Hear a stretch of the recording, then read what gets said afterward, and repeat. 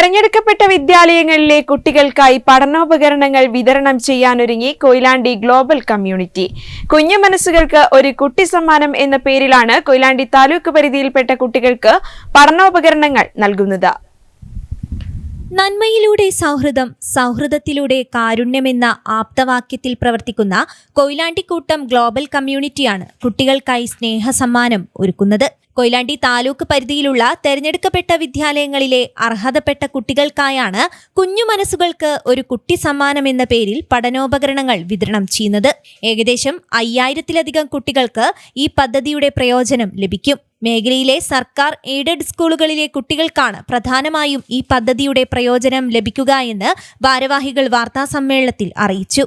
നന്മയിലൂടെ സൗഹൃദം, സൗഹൃദത്തിലൂടെ കാരുണ്യം എന്ന മുദ്രാവാക്യം ഉയർത്തിപ്പിടിച്ചുകൊണ്ട് കഴിഞ്ഞ 12 വർഷമായി കൊയിലാണ്ടി താലൂക്കിൽ നിന്നും ലോകത്തിന്റെ വിവിധ മേഖലകളിലേക്ക് ജോലി ആവശ്യാർത്ഥവും മറ്റു സാഹചര്യങ്ങളിലും പോയിട്ടുള്ളവരുടെ ഒരു കൂട്ടായ്മയാണ്, ഫേസ്ബുക്ക് കൂട്ടായ്മയാണ് കൊയിലാണ്ടി കൂട്ടം ഗ്ലോബൽ കമ്മ്യൂണിറ്റി എന്നുള്ളത്.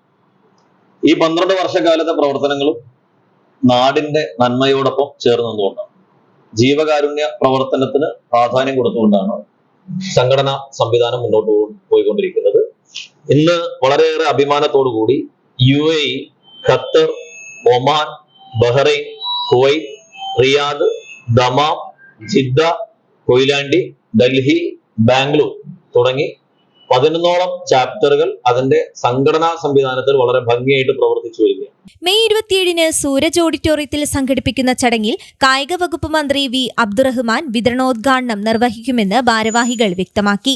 K Muraleedharan MP, Kanathil Jameela MLA, chairperson Sudha Kizhakkeppat, Gokulam Gopalan എന്നിവരുൾപ്പെടെ സാമൂഹ്യ സാംസ്കാരിക രാഷ്ട്രീയ രംഗത്തെ പ്രമുഖർ പങ്കെടുക്കുന്ന ചടങ്ങിൽ ഡൽഹിയിൽ നടത്തുന്ന 5ാമത് ഗ്ലോബൽ മീറ്റ് പ്രഖ്യാപനവും നടക്കും. വാർത്താസമ്മേളനത്തിൽ Azeez master, Rasheed Moodadi, Saheer Galaxy, Suresh KK Farooq, Moidu 121, Gafoor Kunnikkal, Faisal Moosa എന്നിവർ സംബന്ധിച്ചു. News bureau, Koyilandy.